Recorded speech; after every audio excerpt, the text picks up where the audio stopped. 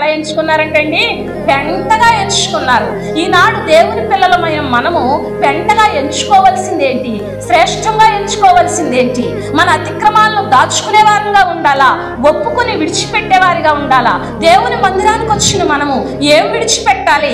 ఏం కలిగి ఉండాలి? దేవుని మందిరంలో నుండి వెలుపటికి వెళ్ళిన మనము, లోకంలోకి లేక ఊరిలోనికి గృహంలోకి అడుగుపెట్టిన మనము పారవేయబడే వారంగా ఉండాలా? నూతనమైనటువంటి స్థితిని కలిగిన వారంగా ఉండాలా అనేది ఒక్కసారి మందిరంలో మనం ఆలోచించుకోవటం ఎంతైనా మేలు. దేవునికి స్తోత్రం కలుగును గాక. ఈ పెంటగుమ్మంలో నుండి వచ్చే చెత్తను చూసిన వాళ్ళందరూ ఏమనుకుంటున్నారంటే ఇది పనికిరానిది దేవుని మందిరానికి, పనికొచ్చేవి మందిరంలోనే ఉన్నాయి, పనికిరానివన్నీ ఊరి చివరికి తోలుకొని పోబడతా ఉన్నాయి.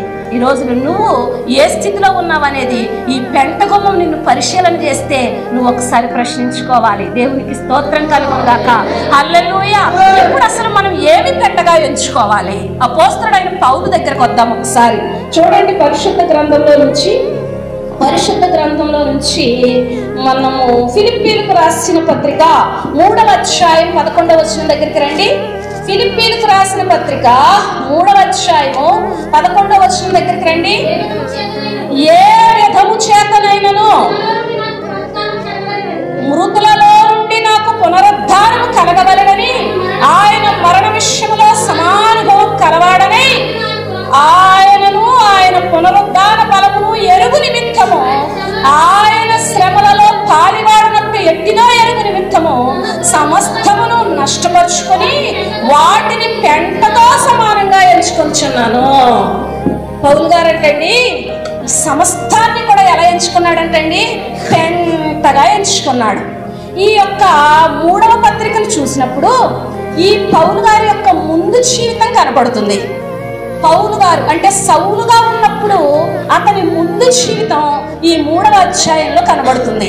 ఏం కనబడుతుంది అని ఆలోచన చేస్తే 5వ వచనం నుండి చూస్తే, నేను మీరు ఎవరో చదవద్దు, నేనే చెప్పేస్తాను త్వరగా. ఇశ్రాయేలు వంశపు వాడను, బెన్యామీను గోత్రం వాడను, హెబ్రీయుల సంతానమును, ధర్మశాస్త్ర విషయమై పరిసయ్యుడను, ఆసక్తి విషయమో సంఘాన్ని హింసించువాడను, ధర్మశాస్త్రం వలన నీతి విషయంలో అనింద్యుడైనటువంటి వాడను. ఈ లక్షణాలు ఏంటి? ఇందులో 3 విధానాలు ఉన్నాయి. ఒకటి, తనకున్న జ్ఞానం ఎంత గొప్పదో తెలియజేశాడు. రెండవది, తన పుట్టుక ఎంత గొప్పదో తెలియజేశాడు. మూడవది, తన గుణం ఎలాంటిదో తెలియజేశాడు. అమ్మన మాటలు వినండి, మీరు బైబిల్ తర్వాత చూద్దరు కానీ మళ్ళీ చెప్తున్నాను. మొట్టమొదటి ఏం చెప్పాడు? తన జ్ఞానం ఎంత గొప్పదో అంటే ధర్మశాస్త్రం అంతా ఎరిగిన వాడు, ధర్మశాస్త్రాన్ని ప్రావీణ్యం చేసుకున్నవాడు, తన జ్ఞానం అంతా ఎట్టిదో చెప్పాడు. రెండవది, తన పుట్టుక ఎలాంటిదో చెప్పాడు. బెన్యామీను గోత్రీకుడు, శ్రేష్టమైన గోత్రంలో పుట్టిన ఇశ్రాయేలీయుడు నేను, అతని పుట్టుక ఎలాంటిదో చెప్పాడు. మూడవది, తన గుణం ఎలాంటిదో చెప్పాడు. నేను సంఘాన్ని హింసించిన వాడను. ఏం చేసిన వాడంటండి? సంఘమును హింసించినటువంటి వాడు. అంటే నా పుట్టుక గొప్పదే, నా జ్ఞానం గొప్పదే, దేవుడు వేరేది అనుకుని సంఘాన్ని లేక లోకంలో కొంతమందిని హింసించిన వాడని కూడా నేనే అని చెప్పాడు. అయితే ఈ 3 ఆధిక్యతలు కలిగినటువంటి పౌలు క్రీస్తు నిమిత్తం వీటినన్నిటినీ ఎలా ఎంచుకున్నాడంటండి? పెంటగా. క్రీస్తు నిమిత్తం ఎలా ఎంచుకున్నాడంటండి? పెంటగా ఎంచుకున్నాడు. దేవునికి స్తోత్రం కలుగును గాక. హల్లెలూయా, హల్లెలూయా.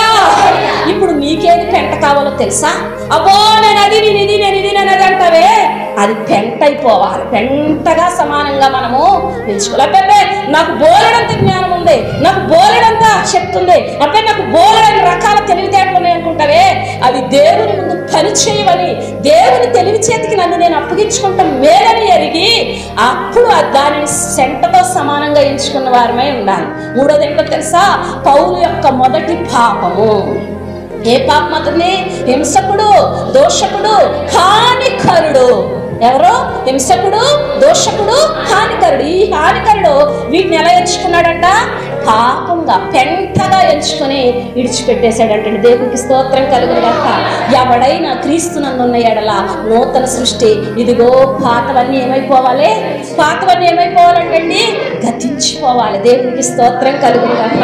ఇప్పుడు పౌలు గారేమో అవన్నీ పెంటగా ఎంచుకుంటే మనలాంటి వాళ్ళమేమో బంగారంలా ఎంచుకుంటున్నాం కదండి. పౌలు విడిచిపెట్టినయేమో పెంట ఎంచుకుంటున్నాడు, మనమేమనుకుంటున్నామంటే బంగారం. కొన్ని చోట్ల ఏదైనా మీటింగ్కి వెళ్ళినప్పుడు కొన్ని చోట్ల ఏదైనా సభలకు వెళ్ళినప్పుడు పరిచయం చేసేటప్పుడు ఒక్కొక్క దైవజనులు చెప్తారు, చౌదరీస్ కుటుంబంలో నుంచి రక్షించబడిన దైవజనురాలు అంటారు. నేను అంటాను, ఇదేమన్నా క్రెడిటా అండి? ఇదేమన్నా ఘనత అండి? లేకపోతే ఇదేమన్నా ప్రత్యేకత? దేవుని కంటే ఏది కూడా గొప్పది కాదు. ఇప్పుడు గొప్పవాడు ఏదో విడిచిపెట్టి తక్కువైన దేవుడి దగ్గరికి వచ్చినట్టు చెప్పినట్టు ఉంది మీరు. కాబట్టి చెప్పాల్సిన విధానము అది కాదని నిర్మోహమాటంగా చెప్తా ఉంటాను. దేవునికి స్తోత్రం కలుగును గాక. హల్లెలూయా, హల్లెలూయా. ఎందుకు ఈ మాటలు చెప్పుకుంటున్నామంటే మన ఆధిక్యత కూడా దేవుని ముందు కాదు, మన జ్ఞానం కూడా దేవుని ముందు కాదు, అలాగే మన పాత స్వభావం కూడా దేవుని ముందుకు తీసుకురాకూడదు. మన పాత స్వభావాన్ని కూడా ఏం చేయకూడదండి, దేవుని ముందుకి తీసుకొని రాగలడు. నువ్వు ఏదైతే విడిచిపెట్టి బాప్తిసంలోకి వచ్చావో అది ఇక నువ్వు బ్రతికినంత కాలం కూడా నీకు పేదతో సమానం. ఏదైతే విడిచిపెట్టి నువ్వు రక్షణలోకి వచ్చావో, ఏదైతే విడిచిపెట్టి నువ్వు మందిరంలోకి వచ్చావో, ఇందాక వాక్యం చదువుకున్నప్పుడు తెలిసింది కదా, ఇది యెహోవాకు నిబంధనకు కడవరకు నా తుది నిర్ణయం. కడవరకు ఏ నిర్ణయం అంటే ఇది తుది నిర్ణయం. మధ్యలో మార్గానికి ఏమీ లేదు, మధ్యలో మార్పు చెందడానికి ఏమీ లేదు. ఒక్కసారి ఒక బిడ్డకు నువ్వు జన్మనిస్తే నువ్వు బ్రతుకున్నా చచ్చినా ఉన్నా లేకపోయినా ఆ బిడ్డకు నువ్వే తల్లి నువ్వే తండ్రి. అలా బ్రతకగలిగితేనే క్రైస్తవ్యం, అలా బ్రతకగలిగితేనే నీ రక్షణకు అర్థం, అలా బ్రతకగలిగితేనే ఈ గుమ్మాన్ని దాటి నువ్వు ముందుకి వెళ్ళగలవు. అంతేగాని నచ్చినప్పుడు దేవుడు నచ్చినప్పుడు లోకం అంటూ బ్రతికితే, ఇందాక మాట చదువుకున్నాం కదా, ద్విమనస్కులను నేను ద్వేషించుచున్నాను. దేవునికి స్తోత్రం కలుగుగా. ఇది వేషం కాదు, ఇది మాయ కాదు, ఇది మంత్రం కాదు. ఆదివారం భక్తి వేషం వేసుకుని సోమవారం నుంచి శనివారం వరకు లోకం వేషం వేయడానికి దేవుడు బొమ్మ కాదు, దేవుడు చూడలేని వాడు కాదు, దేవుడు వినలేని వాడు కాదు, దేవుడు ఎరగని వాడు అంతకంటే కూడా. జాగ్రత్త సుమా, జాగ్రత్త కలిగి ఉండాలి. దేవునికి స్తోత్రం కలుగుగా. పెంట గుమ్మములో నుండి చెత్త బయటికి వెళ్ళాలి కానీ ఆ గుమ్మములో నుండి లోపలికి తీసుకొచ్చిన చెత్త అంటూ ఏది లేదు. ఒకవేళ నువ్వు అలాంటి చెత్తగా వచ్చిన వెలుపటికి వెళ్ళేటప్పుడు ఊరు వెలుపటికి వెళ్ళే వ్యక్తిగా ఉండకూడదు కానీ ఊళ్ళోకి వెళ్ళే శ్రేష్టమైనటువంటి వ్యక్తిగా ఉండాలి. దేవునికి స్తోత్రం కలుగును గాక. హల్లెలూయా, హల్లెలూయా. ఇక ఆరో ద్వారం దగ్గరకు వచ్చేద్దాం. మరి ఇంకా చెప్పుకుంటూ వెళ్తే సమయం అయిపోతుంది. దేవునికి స్తోత్రం. ఆఖరిగా ఒక మాట చూడండి, కొరింథీయులకు రాసిన 2వ పత్రిక 7వ అధ్యాయం 1వ వచనం. మరి పెంట బొమ్మము ద్వారా మనం నేర్చుకోవాల్సిన పాఠాన్ని కూడా చదవాలి కదా. ప్రియులారా, మనకు ఈ వాగ్దానములు ఉన్నవి గనుక దేవుని భయముతో పరిశుద్ధతను సంపూర్ణము చేసుకొనుచు శరీరమునకును ఆత్మకును కలిగిన సమస్త కల్మషము నుండి మనలను పవిత్రులుగా చేసుకొందుము. శరీరానికి అంటిన కల్మషం, ఆత్మకు అంటిన కల్మషం దేవుని భయాన్ని కలిగి పవిత్రం చేసుకోవాలని పెంటగుమ్మం చెప్తుంది. నేను చెప్పట్లేదండి, దేవుని వాక్యం చెప్తుంది. ప్రియులారా, మీకు వాగ్దానాలు ఉన్నాయి, పవిత్రపరచబడిన వారికి వాగ్దానాలు ఉన్నాయి కనుక దేవుని భయముతో వాటిని సంపూర్ణం చేయండి. మీ ఆత్మకు అంటిన మాలిన్యాన్ని కడుక్కోండి, మీ శరీరానికి అంటిన మాలిన్యాన్ని కడుక్కొని పవిత్రపరుచుకొని దేవుని సన్నిధిలోనికి రండి. ఇది పెంట గుమ్మం నేర్పించే పాఠం. 5వ గుమ్మం దగ్గర నిలబడితే నీ శరీరం సిగ్గుపడకుండా ఉండాలి, 5వ గుమ్మం దగ్గర నిలబడితే నీ ఆత్మ సిగ్గుపడకుండా ఉండాలి. ఉండగలదా?